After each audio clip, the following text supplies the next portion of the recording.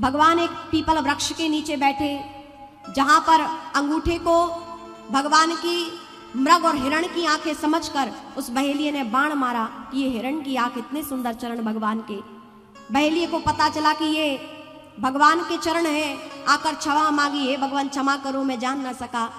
भगवान ने कहा, हे बहेलिये, आप दुख ना पाए, कष्ट ना पाए, यहाँ पर कुछ भी मेरे बिना इशारे के कुछ नहीं होता, ये सब मेरी इच्छा थी, मेरी इच्छा से सब कुछ हुआ है, आप कष्ट ना पाए। भगवान ने बहेलिये का भी उद्धार किया है, भगवान के चरणों में बाण लगा है। यहां पर दारुक सारथी भी आया, वह भी रुदन करने लगा।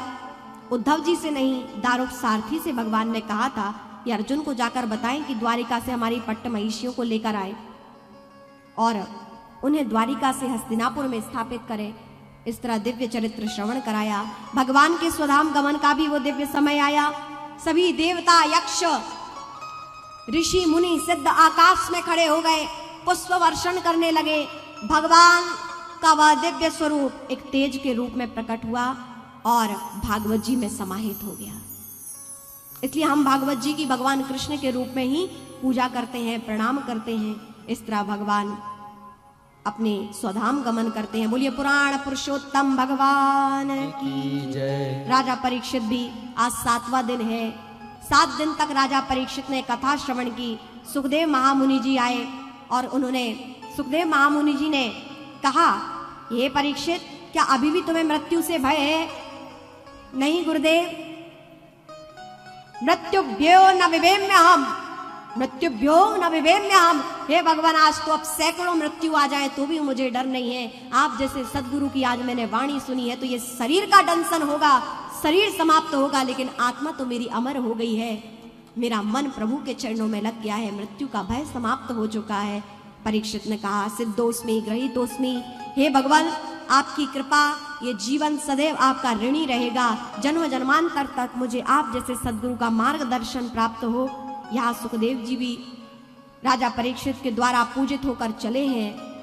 तक्षक आए, परीक्षित का दंशन किया, परीक्षित की भी मुक्ति हुई है। और अंतिम भागवत जी का श्लोक है, आइए हम सब गायन करें और इस भागवत जी का यहीं विराम होगा। तत्पश्चात कुछ ही क्षणों में पूज्य गुरुदेव भगवान का आगमन भी हमारे मध्य होगा। हम पूज्य सदगुरुदेव भगवान के दर्शन करेंगे। आइए सभी सावधान की मुद्रा में बैठकर हाथ जोड़कर बड़े भाव से इस अंतिम श्लोक का गायन करेंगे। संपूर्ण भागवत का फल प्रदान करने वाले, शोकों का समन करने वाला ये दिव्य श्लोक। नाम संकीर्तनम यस्य, सभी बोले, नाम संकीर्तनम यस्य, नाम संकीर्तनम यस्य, सर्व पाप प्रणाशनम, सर्व पाप प्रणाशनम, सर्व पाप प्रणाशनम, सर्व पाप प्रणाशनम, प्रणामो दुःख समना, प्रणामो दुःख समनः, तम नमामि हरिं परं, तम नमामि हरिं परं, तम नमामि हरिं परं, तम नमामि हरिं परं, तम नमामि हरिं परं।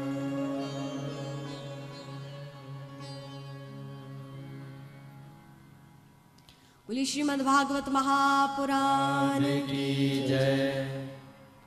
बहुत ही दिव्य, प्रेम पूर्वक, श्रद्धा पूर्वक आपने श्रीमद् भागवत जी का श्रवण किया। परम धन्यवाद के पात्र हैं श्रीमान दीपक हसरेजा जी, हिना हसरेजा जी, हसरेजा परिवार एवं समस्त सहयोगी यजमान, जिन्होंने इतना दिव्य और भव्य आयोजन किया। ऐसे हसरेजा जी का अथक प्रयास कि आप सभी ने ऐसी इस दिव्य श्रीमद् भागवत कथा को यहाँ श्रवण किया है।